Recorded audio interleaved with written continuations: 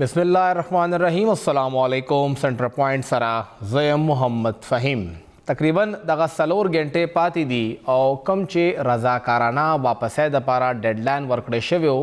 هغه خلکو ته کم چې پاکستان کې په غیر قانوني توګه باندې اوسیږي لګیا دي هغه ډیډلاین با ختم شي. 12 بجې نه پس به نوې میاشت شروع شي او نوې میاشت سره به هغه کریک ډاون شروع شي چې څومره خلک دې وخت کې په پاکستان کې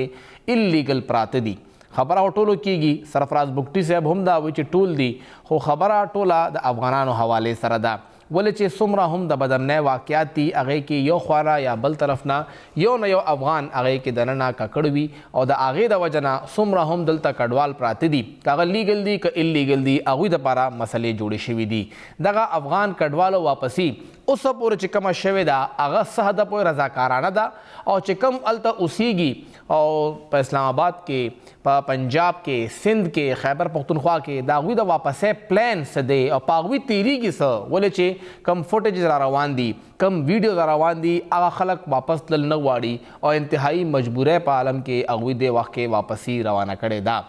په دې به خبره کوو، تجزیه به اخلو. دې وخت کې موږ سره اسلام آباد نه سینئر صحافي او تجزیه کار نظر اسلام صاحب موجود دی. نظر صاحب ډېره مهرباني.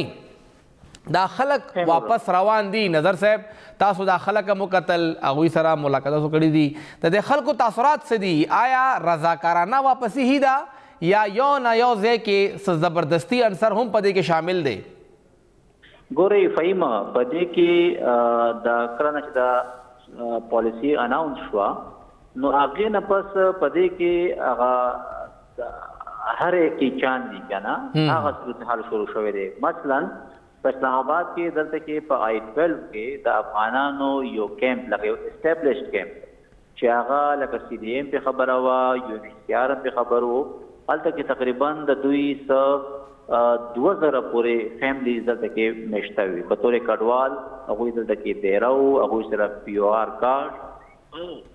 د افغان سټیزن کارډونه هم دلته کې پراته هغوی سره شته. خو نن دلته کې اسلام آباد انتظامیه، سی ډي اے او پولیس او د اف سی په شمول هغوی دلته کې بلډوزر راوستی وې او هم هغه کارونه چې کومه ده هغه یې ټوله ډسټرای کړه. دوی دا وایي چې دا مونږ اللیګل چې کوم انکروچرز دي د هغو خلاف مونږ دا اپریشن دی. خو خبره دا ده چې دا کسان خو دلته کې د تیرو 20 یا 25 کلونو نه هسې دلته کې دیره دي. نو تاسو هغه ټیم دا ول نه کولو. نو اوس سی ډي اے ته یا نور داسې کوم چې ادارې دي هغو ته هم دا جواز میلاو شو چې د هغوی په ځمکو باندې چې چا هم دلته کې ون وے اور د ادر چې هغوی دلته کې دیره دي نو هغوی په خپل حساب برابر. نو د هغوی خلکو تاثرات چې کوم دي هغه ډېر زیات خراب دي، خاص طور په داسې وخت کې چې موسم یخ را روان دی او هغو ته دلته کې روزۍ نشته او حکومت بیا دا اعلان هم کړی دی چې افغانانو ته به نه کور ورکوي، نه روزګار ورکوي، نه بل څه. نو په دوی باندې ملټیپل اړخونو نه چې کوم مشکلات یې غیر روان دي. نظر صاحب یو این ایچ سی آر چرته دی؟ که دغه کسان دلته لیګل وو، دغه کیمپ رجسټرډ او لیګل هم و، پی او آر کارډ هغوی سره و، نو یو این ایچ سی آر په دې باندې خاموشه دی؟ یو این ایچ سی آر تر سټیټمنټ حده پورې خو هغوی اکټیو دي. خو چونکې زما خیال پاکستان د مهاجرینو چې کوم لوازمې دي د هغې لکه سیګنیټري هم نه دی. باوجود د دې پاکستان تر 40 کلونو راهیسې ناسیوا تقریبا د 40 لکونو ناسیوا افغانانو ته دلته کې سپیس ورکړی و. خو تاسو لکه یو این ایچ سی آر خبره وکړه یا فرض کړه دا نور چې کوم د کډوالو لپاره یا مغربي دنیا چې کومې دي هغه ادارې نه هغوی خاموشي دي. او بدبختي دا ده چې هلته کې په یوکرین کې جنګ دی او اوس هلته کې اسرائیل او د فلسطینیانو دغه لګیا دي. نو د دنیا ټول د میډیا او د هر څه انټرسټ هغه توجه چې ده هغه هغې طرف ته ده. نو په دې منځ کې هغه یا هیومن رایټس راځي، د نور شي نه راځي، نو هر سړي د خپل هغه سکور لیولنګ هغه موقع چې کومه ده هغه سره موجوده ده. نو پاکستان حکومت یا یو این ایچ سی آر یا بل هغوی رسم کوي نو نړۍ دې شیانو طرف ته پام نشته. او تاسو نظر صاحب پورا پاکستان وکړه سند هم پکې لاړی پنجاب اسلام آباد د پښتنو څومره مسلې دي ولې چې شکایات راغلي چې کم کس پښتو وایي سند او پنجاب کې هغه هم اوچتوي چې ته افغانستان نه یې تا سره کارډ نشته دی هغه سره پاکستاني کارډ وي خو پښتون ته هم مسله وي دغې ژبې د وجه نه پښتانه د وخت کې سره تېرېږي دا خو ډېرې زړې ایشوز دي تاسو ته یاد شي چې کله 9/11 حمله وشوه نو هغه یو سیک د هغوی راګیر کو د کوم امریکن پولیس دی هغه بار چغې والې چې یاره زه مسلمان نه یم زه سیک یم ولې چې هغه ګیره وغیره چې هغه ریزمبلنس و د مسلمانانو نو ظاهره خبره ده زمونږ پښتانیو یا افغان دې خوا یا خوا زمونږ شکلونه دي یا پسکا فیشل ایکسپریشن دا ټول یو دي نو یقینا بالکل دا خبره شته خو اصل چې کوم نقصان دی یا فرض کړه ستونزې دي هغه خو اټین لري افغان نېشنلست دي نو کچا سره پی او آر کارډ هم دی کا ای کارډ هم دی او که ځینې ځایونو کې هم پاکستانی دی پښتون دی نو په ملکو ټول کې هغوی سم هاو لږ ډېر وخت لپاره ضرور شي او چې کوم دی وخت کې د واپسې پلان دی تاسو سره څه معلومات دي چې طریقې کار به څه وي کرک ډاون طرف ته اوس مونږ روان یو سبا نه به کرک ډاون شروع شي انلیګل افغانز باره کې څومره ډیټا د مونږ هوم ډپارټمنټ سره یا انټیریئر ډیویژن سره دومره راغونډه شوې ده چې پای باندې هغوی به دا کاروایي وکړي دوی ګوري خپل اپریشنل ډیټیلز چې کوم دي هغه تر اوسه پورې دوی نه دي واضح کړي البته دوی صرف دومره ویلي دي چې مونږ په اکراس د کنټري 49 چې کوم هولډینګ سنټرز دي هغه مونږ اسټابلیش کړي زما خیال 36 په پنجاب کې دي 3 په کې پی کې دي او د کشن بلوچستان او نور ځایونو کې تر اوسه پورې کوم ګورو نو د اتیا لکونه سیوا افغانان چې کوم دي هغه خو صرف پر تورخم گیټ باندې تللی د کشن ته زما خیال د 25,000 افغانان چې کوم دي هغه د 54 هم تللی 90,000 نن ډیټا ورکړه کې پی ګورنمنت 90,000 نه زیات صرف تورخم نه تللی نو اټ مینز چې د یو لک نه سیوا پرې تیرې یوې میاشتې کې یا 15 ورځو کې دا افغانان ولنټیرلی موږ ورته نه شو ویلی ولې چې لکه ما درته وویل چې دلته کې تلګیا بلډوزرې دا راوستي دي د خلکو کورونه ورانوي نو هغوی خو ته فورس کوي نو دا کرک ډاون خو پیل نه شروع شوی دی دلته کې چې کوم د افیشل خبرې کوي هغوی دا وایي چې هر لکه دوی به اوس کرک ډاون شروع کوي سبا نه افیشل دوی وایي چې موږ ته سپاټس چې کوم دي معلوم دي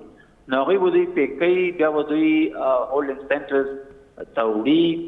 او هلته کې به دوی ډیټا ویریفیکیشن هر څه به کېږي او بیا هر وینزډے باندې به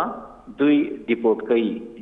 جیل کوي به نه بلکې ډیپورټ کوي هر بت پر هر چهارشنبه صرف یو ورځ به لکه ظاهر خبر ده چې دلته کې په ټرکونو باندې هغه بوزي ارسه نو هغه ویریفیکیشن او پروسس وغیرہ هر څه چې وشي نو بس بیا لکه دا خو د دلته نه دی او د کې پی په خپل وي او مې به د بلوچستان خپل وي خدا قسم د کیسې فی الحال مخې ته راغلی صحیح خدای کې روزانه خو ته د هولډینګ سنټرز دوی جوړ کړي د دې لپاره دي چې هلته کې ته کسان راجمع کې او بیا هغوی ویریفیکیشن ډیټا هر څه وکړي بیا هغه یو د کانوای په شکل کې وي یا ول چې هلته به هم ته معلومات ورکوي که نه اکراس د بارډر چې دا کسان دي او دا موږ درلیږو دا خو اوس په میوچوال انډرسټینډینګ په طور باندې مې کېږي ولې چې هلته کې که موږ وګورو د بارډر نه اپلې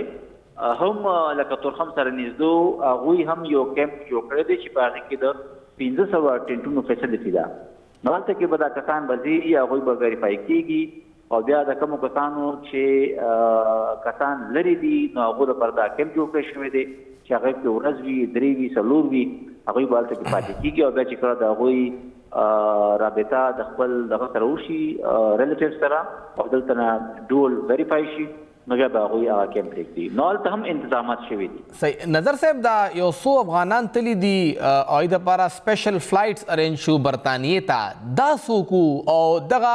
تقریبا 13 نه 11 لکه انلیګل چې کوم اندازه ده هغه په پاکستان کې دي نو د 11 لکو کې دا یو څو کسان څنګه دوی آیډنټیفای کړي چې دا کسان موږ بار لیږو او د دوی خاص وجه وسه د نورو نه څنګه مختلفو ده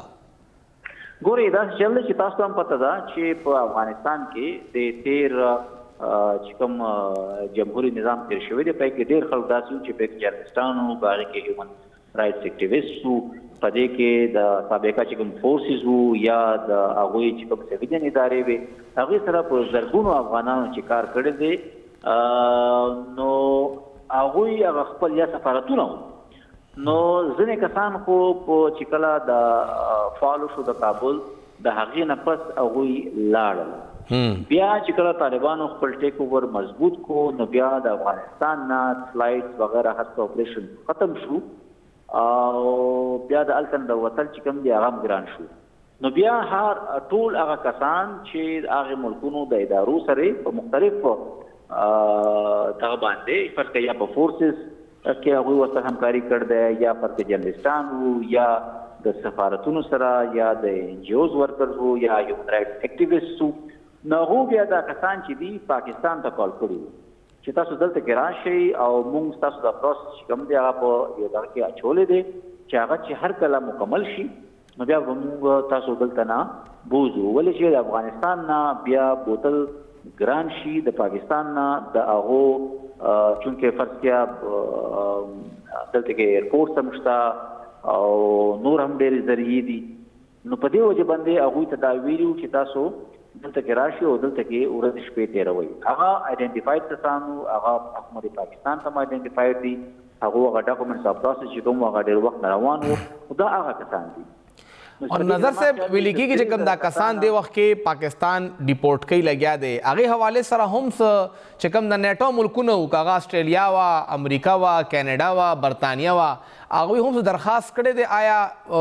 انډایرکټلی یا آف د ریکارډ چې دې کسانو سره لږ ګزاره وکړي دا کسان مه ډیپورټ کوئ ستاسو سره اطلاعات شته ګورې تېرو ورځو کې د خارجي دفتر چې کومه ترجمانه ده ممتاز زهرا بلوچ صاحبه هغې نه دا سوال کړی شوی و چې لکه د تاسو چې کوم کسان یاد کړ چې خلکو لکه کیسونه هم دي او خلک الریډي په مختلف سفارتونو سره یا ملکونو سره په دې دغه باندې هغوی سره اړیکې لري نو هغوی ورته وویل او بیا فرق داسې کسان هم چې هغوی د خپل کار په وجه باندې هغو ته ډېر سیریس تھریټس دي چې که هغوی ځي نو ډېرې مسلې ورته ښکار کېدی شي نو هغوی وویل چې دا کسان چې کوم دي دا داسې نه چې بس آوټ اف د بلو بس لیږو مونږ به په فیزز کې کسان لیږو نو اټ مینز چې چا چې دا قسم د مسلې وي اول خو دا ده چې کوم کسان د NGOs په شکل کې یا سفارتونو سره یا بل څه هغوی ټچ دي کیسونه دي هغوی په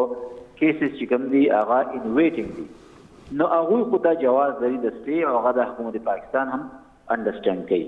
بیا د هغې نه پس داسې کسان چې هغوی په داسې تھریټس وي مسلې وي نو هغه هم داسې نه چې بس په ړنده کاته کې حکومت پاکستان لیږي بلکې د هغوی فیزز وایز دا هغوی لګلې کېږي خو د دې نه علاوه یو بل شی ما سنس کو هغه دا دی چې د دې په طرز کې لکه دا خو مونږ وایو چې تقریبا 1.7 بلین استیمیټډ هغه کسان چې هغوی لکه ایلیګل طریقې سره وداوټ اینی لیګل ډاکومنټس پاکستان کې اوسي زما په خیال کې دا پروسس چې پوره شي نو د هغې نه پس دا کسان چې کوم ایون PR کارډ یا افغان سټیزن کارډ لري د دوی تعداد د اراوند 2.3 ملیون دی نو چونکې هلته کې اوس دا ویل کېږي چې په افغانستان کې د امن امان صورتحال بهتر دی هلته اکانومي چې کومه ده هغه بهتره ده اوس هغه صورتحال نه دی چې کوم په 70s کو یا په 90s کو یا فرض کړه بیا 9/11 نه پس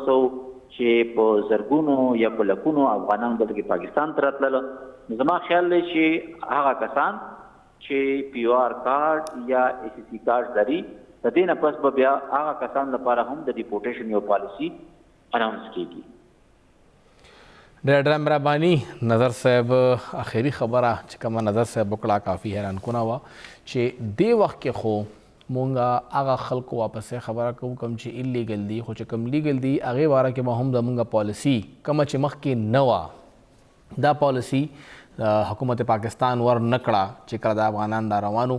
دا غلطۍ زمونږ هم او د هغې وخت صورتحال هم دا و چې مونږ هغه افغانان بیا دې خوا راپرې او هغوی بیا کیمپونو نه راووتل کیمپونو کې لیمیټډ نه و او چې هغوی څه کول هغوی ته فری هینډ و اوس ځکه چې کله مونږ په قانون باندې عمل درآمد کوو نو دومره رزسټنس را روان چې ولې کوی لګی ولې چې هغه وخت کې مونږ په قانون باندې عمل درآمد نه و کړی د ټول عمل کې زمونږ دپاره سبق هم دا دی چې مونږه څه هم وکړو د قانون مطابق وشي. انسانی همدردی هم پکار دا خو قانون مطابق که چېرې هغه وخت کې دا ارس قانون مطابق شوي نو نن به دا 19 لکه یا 14 لکه یا 15 لکه غیر قانوني افغان به د ملک کې میشته نه او د هغوی په وتوبه نن دومره افسوسناک وي کو نه مونږ کوو ارس به قانون طریقې سره خو بهرحال قانون ټولو نه پهله وي واپسې خو به هغوی کوي. یو وړه شنده واخلو.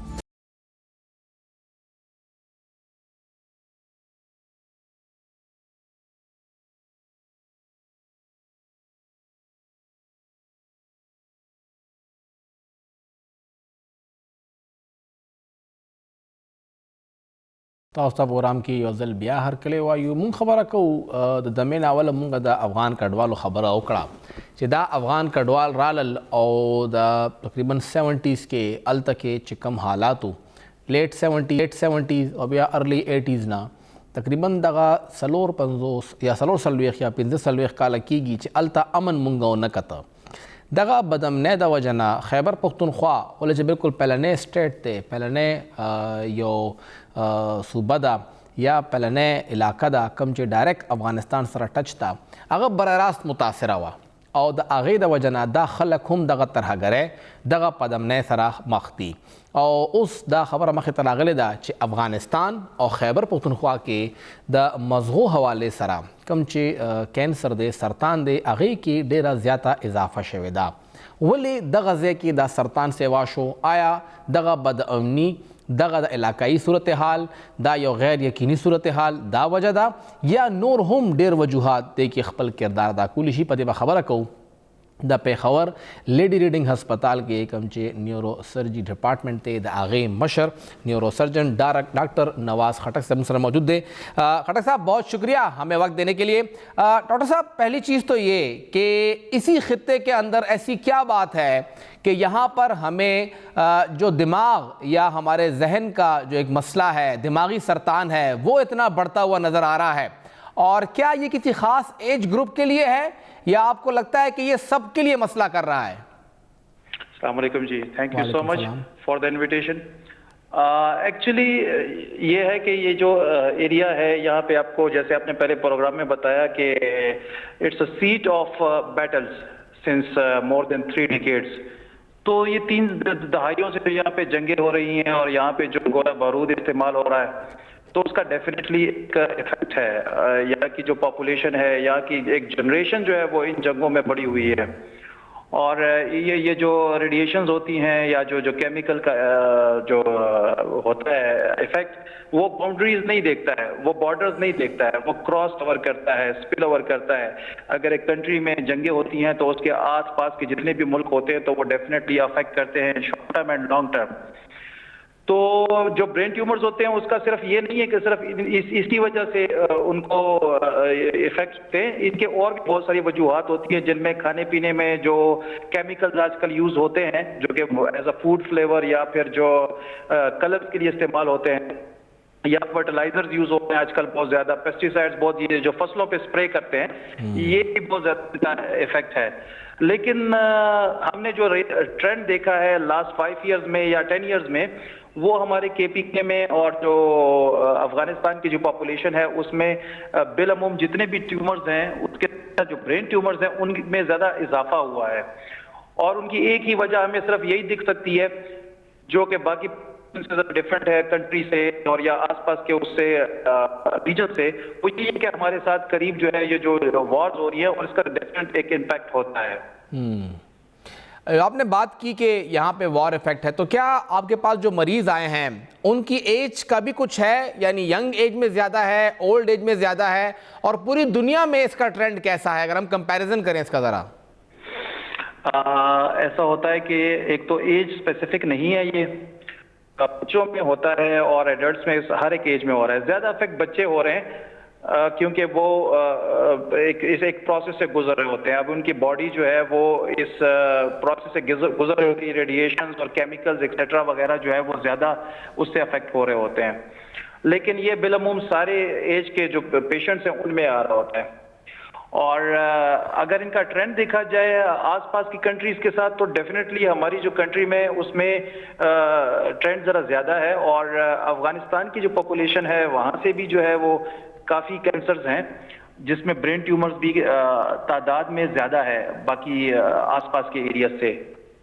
سر بتایا جاتا ہے کہ اس خطے میں بریسٹ کینسر کا بھی بہت بڑا ایک اضافہ دیکھنے میں آیا ہے اور مسلسل خواتین کی تعداد بڑھ رہی ہے، تو یہ جو برین ٹیومر کی آپ نے بات کی، جو ہمارے دماغ کا مسئلہ ہے وہاں پہ بھی سرطان ہے، بریسٹ کینسر بھی ہے، یہ سرطان آیا اسی علاقے میں ہے؟ بلڈ کینسر بہت زیادہ بڑھتا جا رہا ہے، مسلسل ہم دیکھ رہے ہیں کچھ ٹائم کے اندر لنگز کینسر بڑھتا جا رہا ہے، تو آپ تو ٹھیک ہے اسپیسیفک ہے کہ نیورو کے حوالے سے آپ بات کر رہے ہیں، لیکن باقی اگر آپ دیکھیں تو کیا یہ سرطان اس علاقے میں کچھ زیادہ ہے یا نہیں، باقی دنیا میں بھی یہ بڑھتا جا رہا ہے؟ دیکھیں جی، ایک تو جو جنرل ٹرینڈ ہے کینسر کا تو وہ تو پوری دنیا میں جو ہے وہ بڑھ رہا ہے جی۔ اب اس میں جو ہے وہ ڈیفرنٹ کینسرز ہوتے ہیں، اس میں جیسے آپ نے بتایا کہ ٹاپ پہ تو بریسٹ کینسر فیمیلز میں ہوتا ہے، اور جو میلز ہوتے ہیں اس میں یا پھر اورل کیویٹی کے جو زبان اور جو اس کا زیادہ ہوتا ہے، منہ کا کینسر، یا پھر جو ہے لنگ کینسر ہوتا ہے۔ جی۔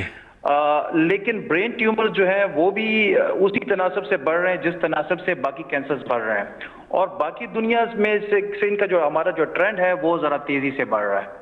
یہ کنسرن کی بات ہے۔ اچھا سر، آپ نے بات تو کر لی کہ اس کے اندر بہت سی چیزیں ہیں، ہماری خوراک بھی اس میں شامل ہے، آلودگی بھی آتی ہے، ارد گرد ہم لوگ جو کچھ کر رہے ہیں، ہماری سانس کا مسئلہ بھی ہے، روک تھام اگر ہم لوگ بات کرتے ہیں پریونشن کی، ٹھیک ہے کیور بھی ضروری ہے لیکن پریونشن پہلے ضروری ہے، کیسے ایک عام شہری خود کو اس سے محفوظ کر سکتا ہے؟ کیونکہ عمومی طور پہ ہم لوگ نفسیاتی مسائل کو ذہنی مسائل سے الگ کرتے ہیں، سٹریس ہو جاتی ہے، انزائٹی ہوتی ہے یا ڈپریشن ہوتا ہے، اس کا اس سے کوئی لنک بنتا ہے یا وہ الگ ہے یہ الگ ہے؟ اچھا جی، جہاں تک یہ آ جاتی ہے پریونشن کی بات، تو ایک تو یہ سٹریس، انزائٹی ایکسیٹرا سے اس کا کوئی تعلق نہیں ہے، اور دوسرا جو ہے وہ پریونشن کے لیے جو اب وہی بات آ جاتی ہے کہ وی کین ناٹ چینج اور نیبرس، تو ہم اس ایریا سے موو آؤٹ تو نہیں کر سکتے، وی آر لیونگ ہیئر اینڈ وی ول بی لیونگ ہیئر، لیکن ہم دوسرے فیکٹرز جو اس سے کمپاؤنڈ کرتے ہیں ان کو ریڈیوس کر سکتے ہیں۔ فار ایگزامپل ہم ایسی خوراک کھائیں جس میں جو آرٹیفیشل فلیورز ہوتے ہیں یا آرٹیفیشل جو ہے وہ کلرز ہوتے ہیں وہ ہم اس کو استعمال نہ کریں، یا پھر جو ہے وہ جو فرٹیلائزرز استعمال ہوتے ہیں یا جو پیسٹی سائڈز اور جو اسپرے ہوتے ہیں،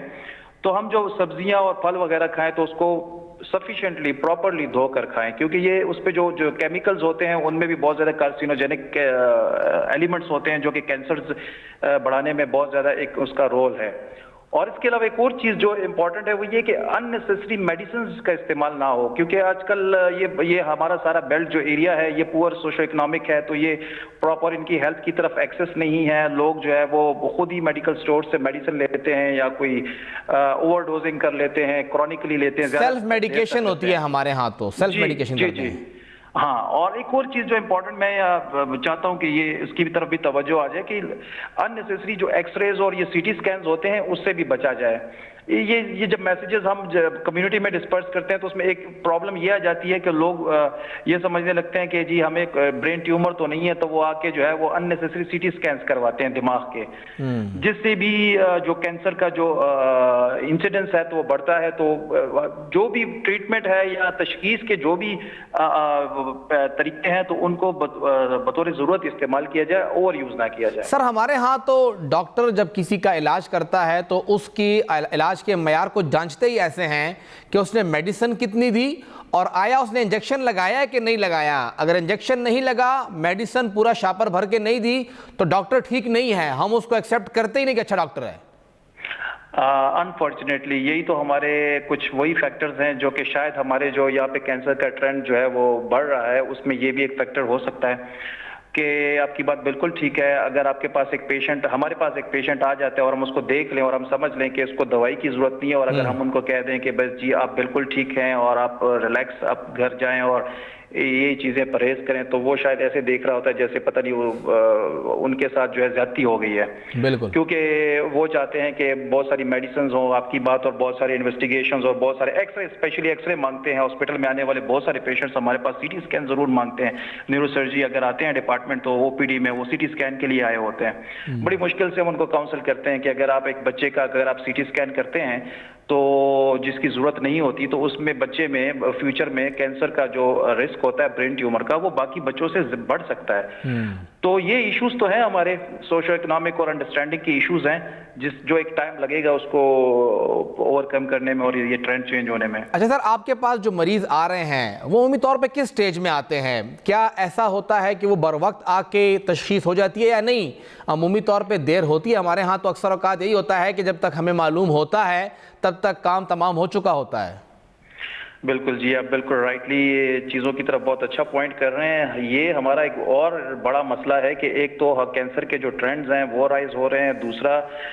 چونکہ پیشنٹس کی ایکسیس نہیں ہے ہیلتھ فیسلٹیز تک اور اویئرنیس نہیں ہے سمٹمز تک اور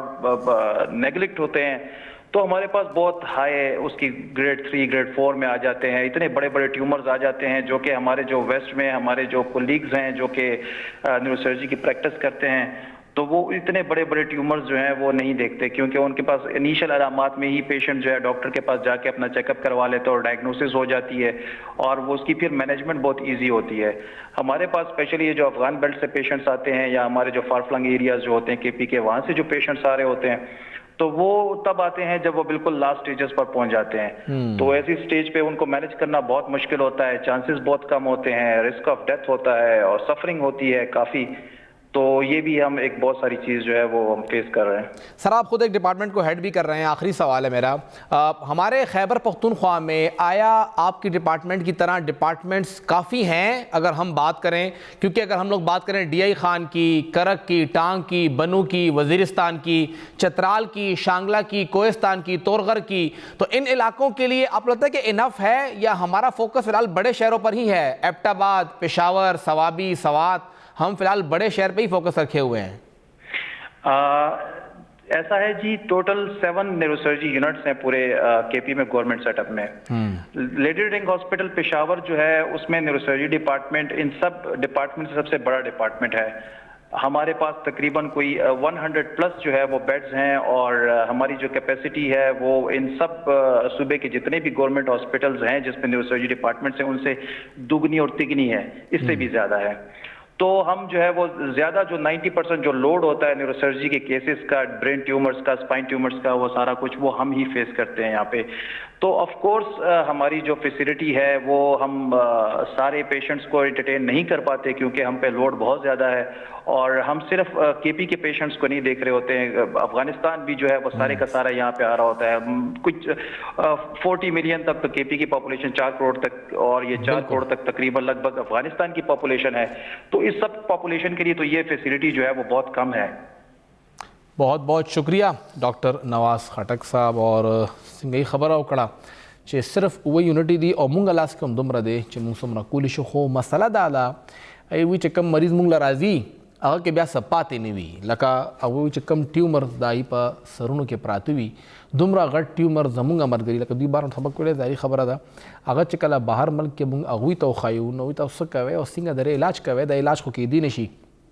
او بیا خلک وي چې ډاکټر زمونږ علاج د ډاکټر له وجه نه زمونږ مریض مړ شو, هغه مریض مرګي حل مونږ ورسو او چې کله راولو آی پورې کیسه ختموي. زیاتره زمونږ مسله زنانو سره وي چې هغه بیماره وي او خاوند بیا هلته کې خپل غیرت راوړي چې نه دا بوز زه سړو له بوځم او هغه بیا هلته مرګي حل وي. نو لکه دا علاج په وخت کول انتهایی ضروري دی. او ټولو نه پهله خبره یې وکړه چې خوراک لږ خپل خوراک صفا وکړئ او غیر ضروری خوراک مکوئ, فلیورډ شیزونه چې کې دننه کیمیکلز وي هغه تاسو لږ منع کړئ, هغه مه خورئ. او سبزیان یې زموږ یو ورکوټه غونته ریسرچ هم شوی و, کاظم نیاز صاحب چې کله چیف سیکرټري و هغوی د پیښور دغه سبزیانو حوالې سره یو ټاسک ورکړی یو ټیم ته, نو هغوی دا وایي چې زموږ دغه سبزیانو کې د زنک مقدار د ضرورت نه ډېر زیات دی او دا د کینسر وجه جوړېدی شي صرف پیښور کې, ولې چې موږ دغه ګنده اوبه دغه سبزیانو له ورکوو هغه په دې باندې مونږ بیا هلته پالو او بیا هغه خلک چې زموږ دي هغه هم دغه کا سبزیانې خوري نو خپل خوراک حوالې سره لږ سوچ وکړئ او یې باره کې لږ خپل خیال وساتئ. ماشومانو دپاره هم لږ د هغې خیال وساتئ. یو وړه شان دمه اخلو.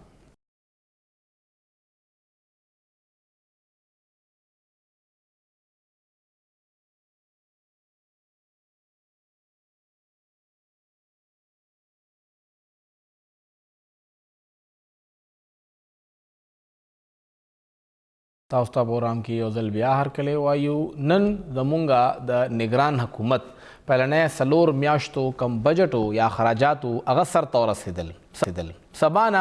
نوې 4 میاشتو حساب کتاب شروع شو او دا نوی حساب کتاب شروع کېدو په پهله ورځ باندې هی نگران حکومت ته یو کم 80 ارب روپو کمې مخه ده. د هغوی چې کم دا 4 میاشتو خرچې هغوی پیش کړی وې بجټ یې پیش کړی کوي ذکر وکړه چې زمونږ بجټ به وي 529 ارب خو مونږ ته پیسې راځي 450 ارب. مطلب دا یو کم 80 ارب روپۍ چرته نه به راځي. د دې لاره ورته نه ښکاري او مونږ به خیر د وفاق سره خبره کوو که چې ته پیسې راکړې لاره به څه وي او دا صوبه به اوس چلیږي څنګه په دې به خبره کوو. دې وخت کې مونږ سره پېښور کې د جیو نیوز بیورو چیف سینئر صحافی شکیل فرمان علی صاحب موجود تھے. شکیل صاحب بہت شکریہ.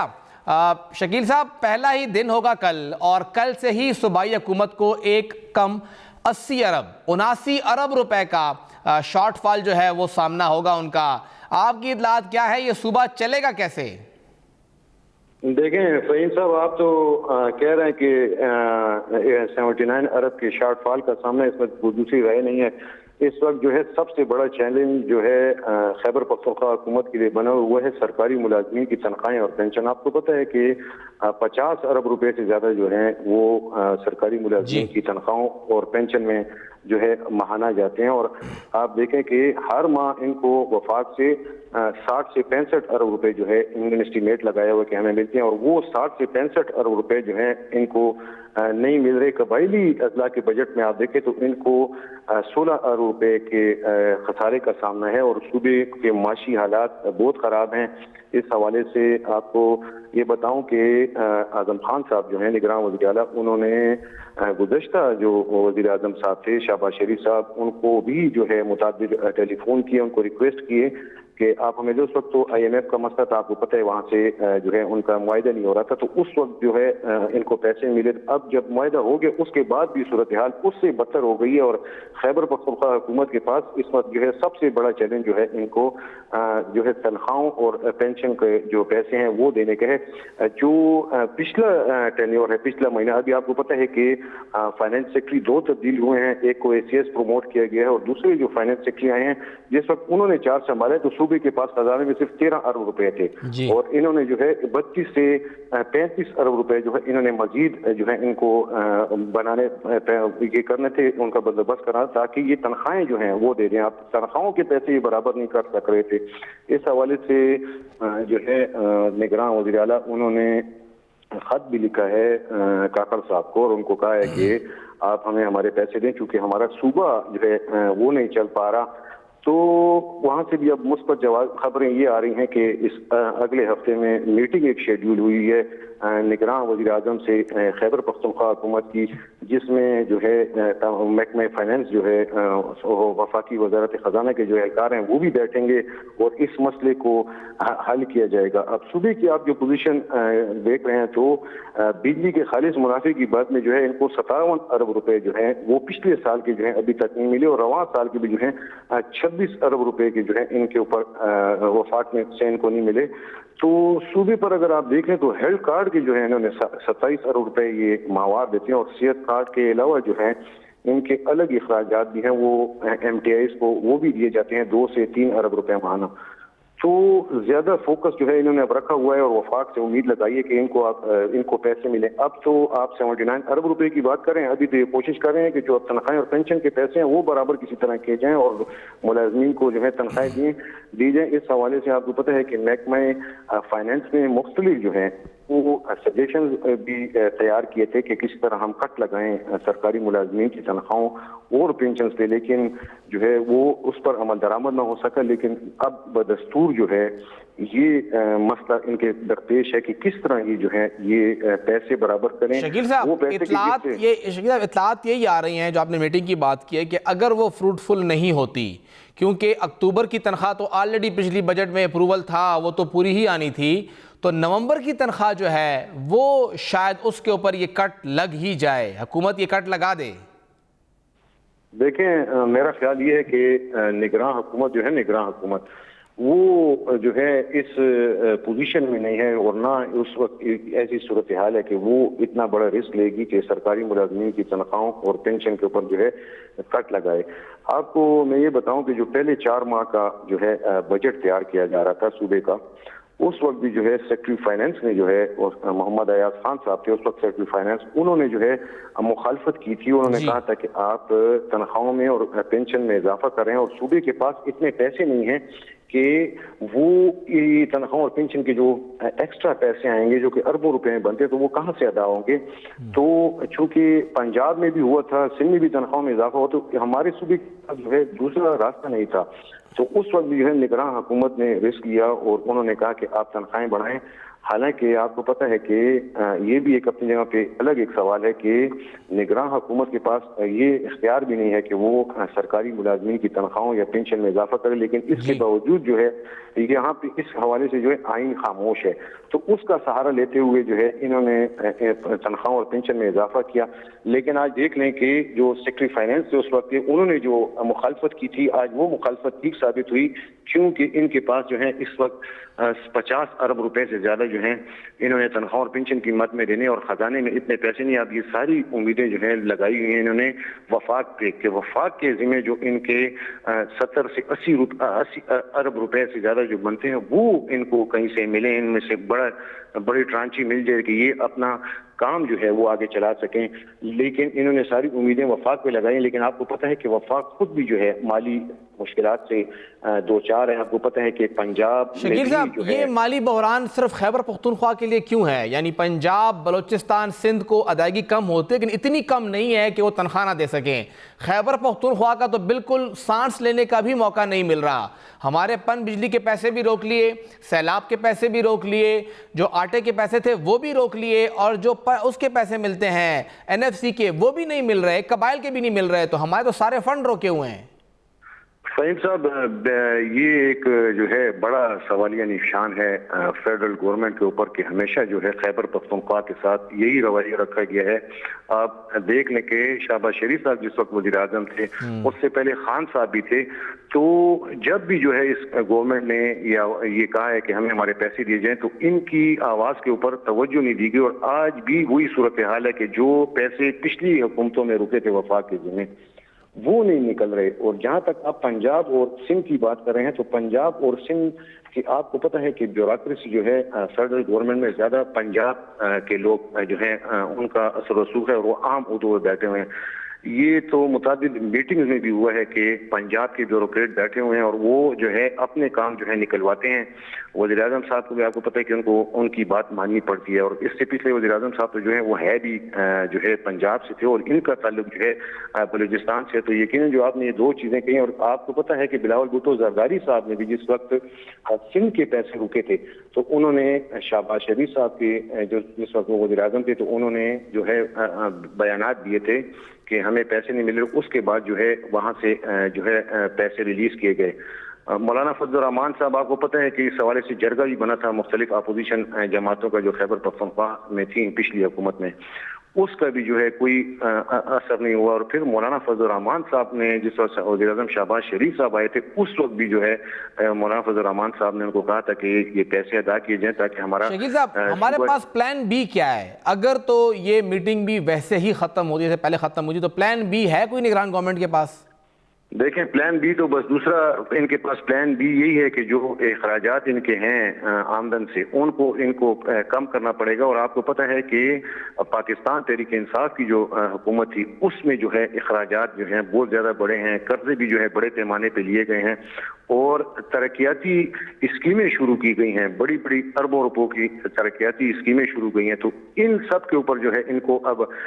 کٹ لگانا پڑے گا، یا تو ان کو سیلری کے اوپر کٹ اور پینشن کے اوپر कट लगाना पड़ेगा, वहाँ से इनको पैसे बचाने पड़ेंगे। इसी तरह जो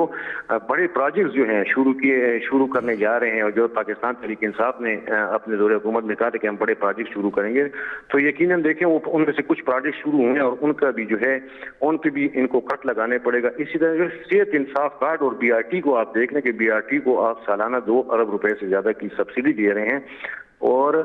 2 अरब रुपए की जो सालाना 2 अरब रुपए की सब्सिडी आप दे रहे हैं, उसके लिए भी जो है फाइनेंस ने आपको जो है मुख्तलिफ प्रपोजल दी हैं कि आप देखें एक स्टूडेंट से लेकर एक अमीर बंदे तक जो है BRT में सफर कर रहा है, तो आप इसको कैटेगराइजेशन करें और आप जो है वहाँ पे किराया बढ़ाएं ताकि BRT का जो है वो खसारा कम किया जा सके। इसी तरह जो है मुख्तलिफ और भी जो प्रोजेक्ट्स हैं, आप देख लें सेहत इंसाफ कार्ड के ऊपर आप बात करने के सेहत इंसाफ कार्ड पे जो अरबपति है उसके लिए भी वो सेहत इंसाफ कार्ड की सहूलत जो है अवेल करेगा, और जो है एक नॉर्मल जो शहरी है जिसकी तनख्वाह 40-50 हज़ार रुपए है, तो उस हवाले से भी जो है पाकिस्तान तहरीक इंसाफ ने जिस वक्त ये जो है प्रोजेक्ट शुरू किया, तो उस वक्त जो सेहत कार्ड है शकील साहब, वहाँ पे तो इन्होंने ऑलरेडी कैटेगराइजेशन कर दिए, लेकिन शायद उसके अंदर वो खुद भी अब तक क्लियर नहीं है कि तरीक़ेकार क्या होगा। हमारे पास वक्त की कमी है अभी। जी सर अभी बिल्कुल जो आप कह रहे हैं, अभी इन्होंने कैटेगराइजेशन की है, लेकिन अब भी आप देखें कि इसमें सही वो जो है इन्होंने जो टारगेट तरीका नहीं आ रहा इनको ना, तरीका नहीं आ रहा, मैकेनिज्म नहीं है। एग्जैक्टली मैकेनिज्म नहीं है, और इनको जो है निगरान हुकूमत के ऊपर के पास अब इख्तियारात भी नहीं है कि वो कोई ऐसा बड़ा जो है पॉलिसी डिसीजन ले सकें। ये भी चाह रहे हैं कि बस महीने 2 में इलेक्शन हो, 2 इलेक्शन हो और ये 2 महीने कहीं से गुजर जाएं, फिर जो अगली हुकूमत आए जो इलेक्टेड गवर्नमेंट हो, फिर वो इस सवाल से फैसला करे। लेकिन ये बहरान जो है उस वक्त तक कम नहीं होगा जिस वक्त तक बैठ के हम इन सबको बैठना पड़ेगा और सर जोड़ना पड़ेगा कि इस सूबे को किस तरह निकालना है। बहुत बहुत शुक्रिया शकील फरमानी साहब। और खबर लुबाब दक्का गाड़ा की दा डोल प्रोत द निगरान हुकूमत और मुंग ने वाखले मुंग नूर नशुगा गोले और सोक बत अखली इलेक्शन उशी नो दाबत बरका स्वाखली वर्ती सूबे हालत से ढेर ज़्यादा खन दे एवढा शंदा माखलो।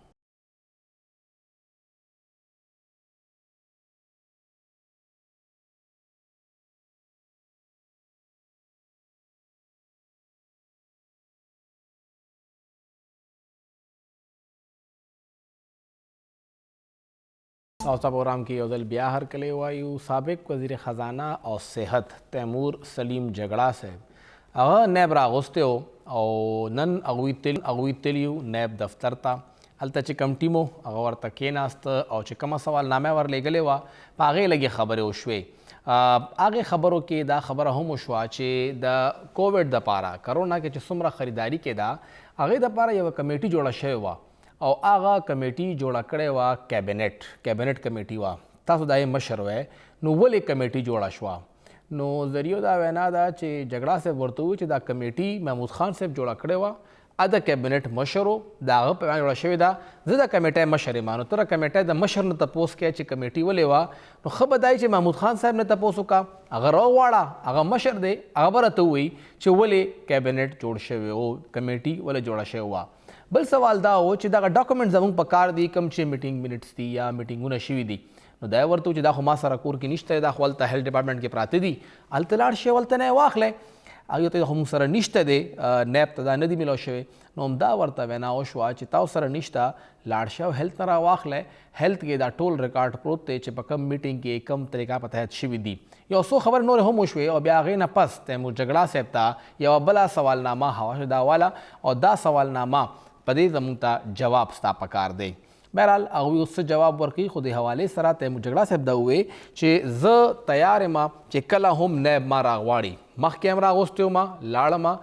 तब नन खबर है और मख के बहम का मारा गवाड़ी नजबा ब्या हम जम कानून चे कम बाला दस्तीदा आगे द पारवा ज नैब ता हाजिरेगम गुरु चे नैब दगे हवाले सहदा पर मख की दी प्रोग्राम ब ख़त्म दे इजाज़त रखे अल्लाह पामान।